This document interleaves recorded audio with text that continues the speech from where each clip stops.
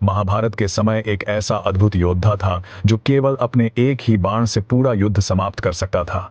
उसकी शक्ति इतनी प्रचंड थी कि बड़े बड़े महारथी भी उसके सामने टिक नहीं सकते थे।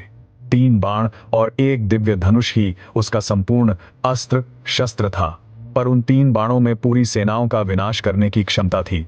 वह कोई साधारण वीर नहीं था, बल्कि महाबली भीम का पौत्र और घटोत्कच का पुत्र बर्बरीक थे। बचपन से ही बर्बरीक अत्यंत पराक्रमी और धर्मनिष्ठ थे।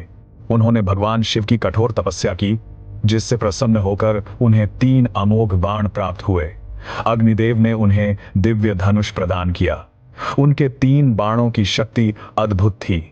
पहला बाण शत्रुओं को चिन्हित करता, दूसरा जिन्हें बचाना हो उन्हें चिन्हित करता, और तीसरा बाण चिन्हित शत्रुओं का संहार कर वापस लौट आता था। इसी कारण उन्हें 3 बाणधारी कहा गया।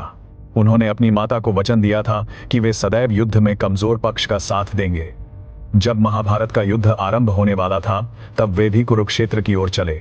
मार्ग में भगवान श्री कृष्ण ने स्वयं उनसे भेंट की और उनके पराक्रम की परीक्षा ली। श्री कृष्ण ने एक पेड़ के सभी पत्तों को एक ही बाण से भेदने को कहा और एक पत्ता अपने पैर के नीचे छिपा लिया।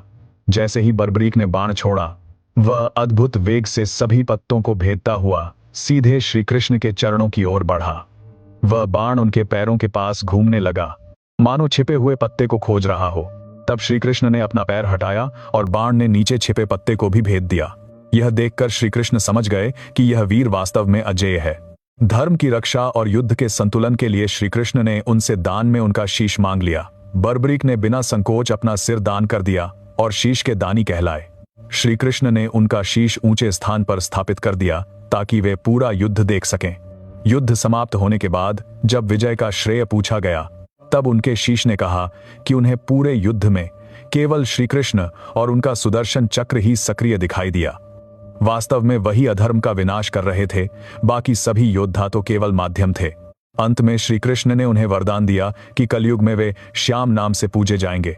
आज वे खाटू श्याम जी, श्याम बाबा और शीश के दानी के नाम से प्रसिद्ध हैं। उनका प्रसिद्ध मंदिर राजस्थान के सीकर जिले के खाटू गांव में स्थित खाटू श्याम मंदिर है। यहां देश विदेश से लाखों भक्त दर्शन करने आते हैं। मान्यता है कि जो भी भक्त सच्चे मन से उनकी शरण में जाकर मनोकामना मांगता है, उसकी मनोकामनाएं अवश्य पूर्ण होती हैं। उनके सभी भक्त कमेंट में जय श्री श्याम अवश्य लिखें।